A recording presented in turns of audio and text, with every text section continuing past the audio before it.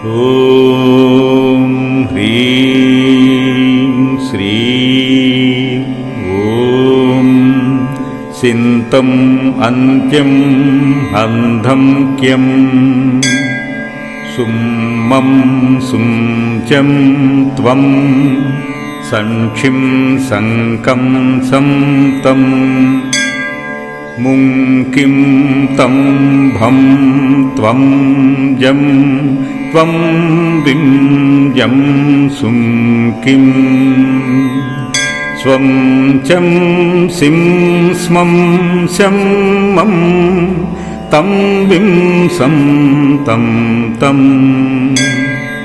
गं धुं वं मं लं भ्रूं अं विं कं सिंगं विं पं निन्तं द्रुं अं स्पुं सं अं प्रं स्मिं अं रं विं कं भुं गं रू नं सं अं वं तं वां यं स्तिं निं कुं कुं कं पं श्रुं नं मृं हिं पं नं दं पं गं मं सं कं पुं कं गिं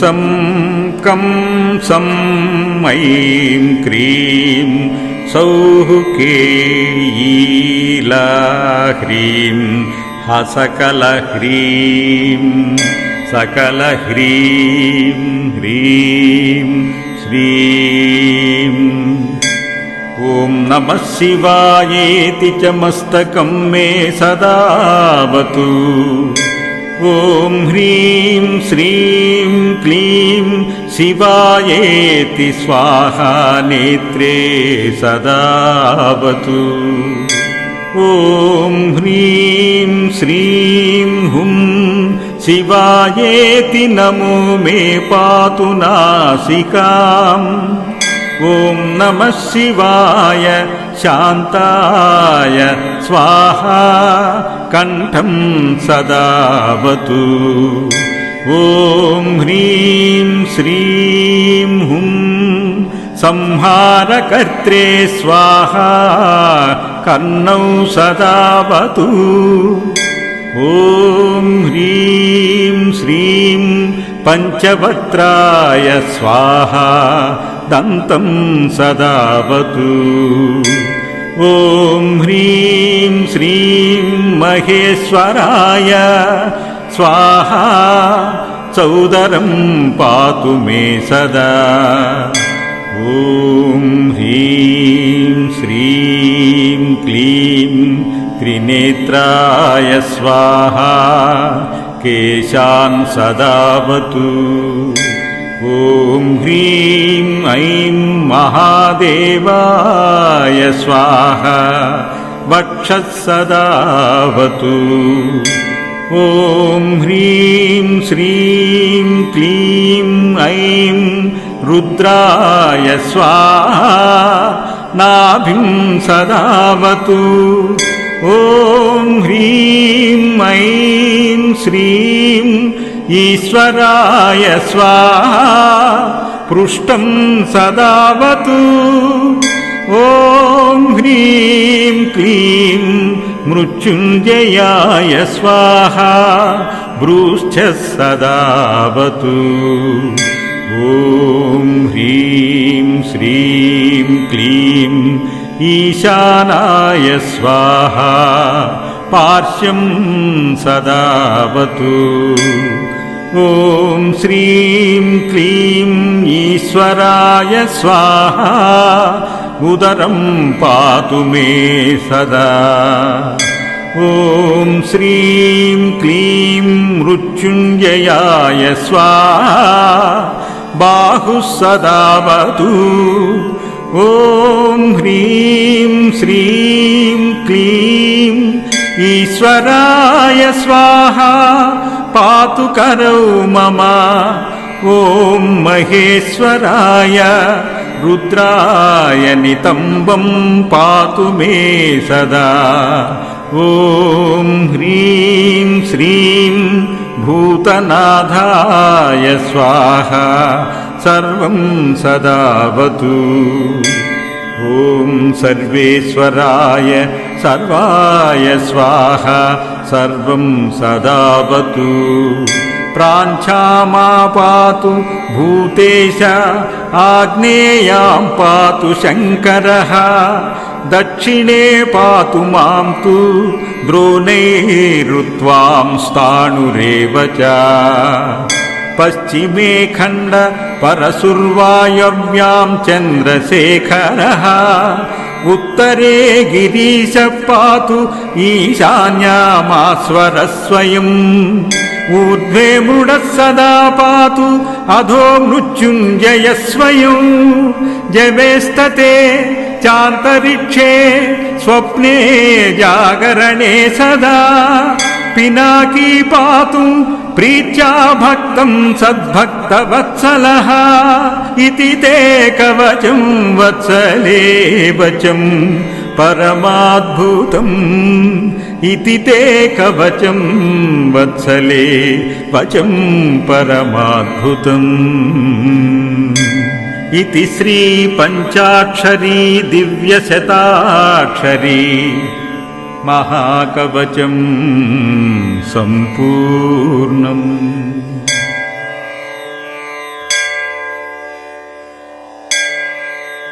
ॐ ह्रीं श्रीं ॐ सिन्तम् अन्त्यम् अन्धं क्यं सुम्मं सुञ्चं त्वं संक्षिं संकं संतं मुङ्किं तं भं त्वं जं त्वं विञ्जं सुङ्किं स्वं चं सिं स्मं शं मं तं विं सं तं तं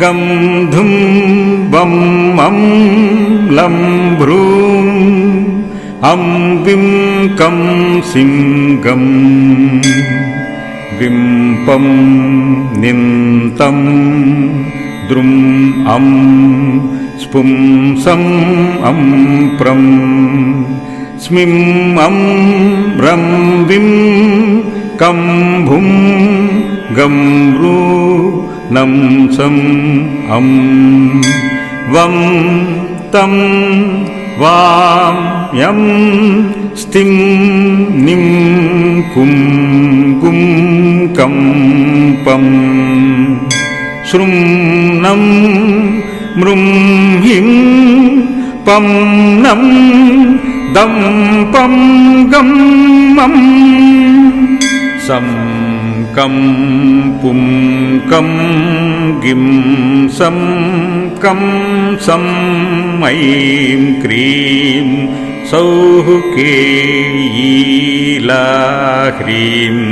हसकलह्रीं सकलह्रीं ह्रीं श्रीं ॐ नमः शिवायेति च मस्तकं मे सदावतु ॐ ह्रीं श्रीं क्लीं शिवायेति स्वाहा नेत्रे सदावतु ॐ ह्रीं श्रीं हुं शिवायेति नमो मे पातु नासिकाम् ॐ नमः शिवाय शान्ताय स्वाहा कण्ठं सदावतु ॐ ह्रीं श्रीं हुं संहारकर्त्रे स्वाहा कर्णौ सदावतु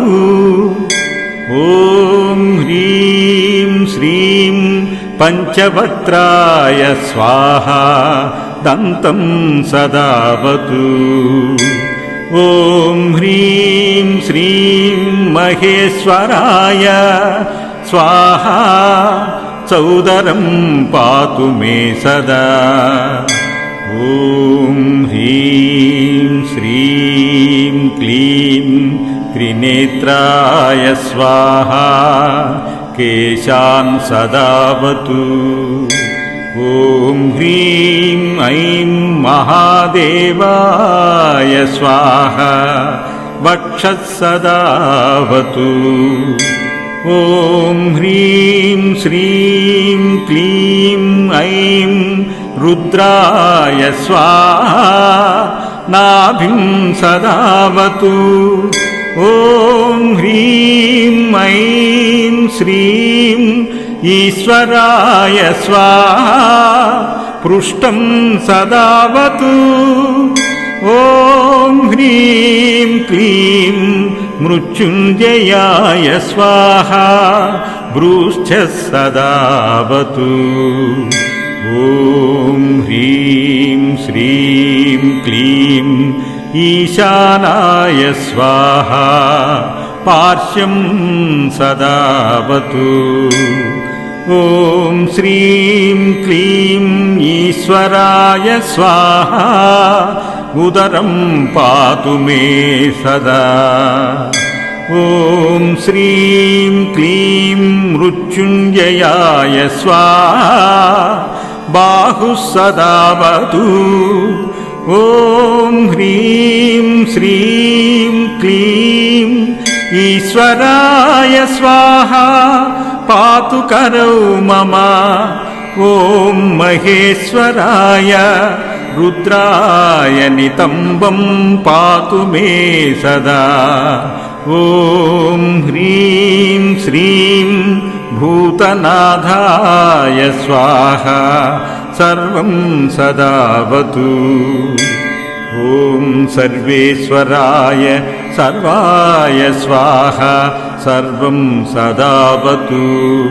प्राञ्चामा पातु भूतेश आग्नेयां पातु शङ्करः दक्षिणे पातु मां तु द्रोणैरुत्वां स्थाणुरेव च।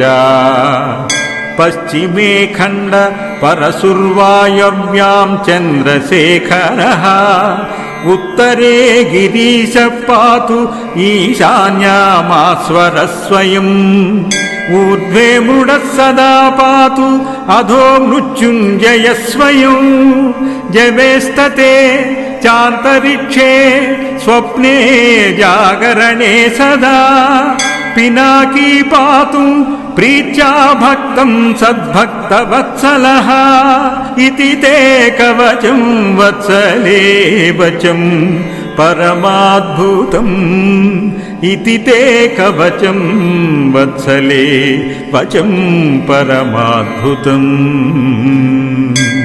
इति श्री पञ्चाक्षरी दिव्यशताक्षरी महाकवचं सम्पूर्णम्।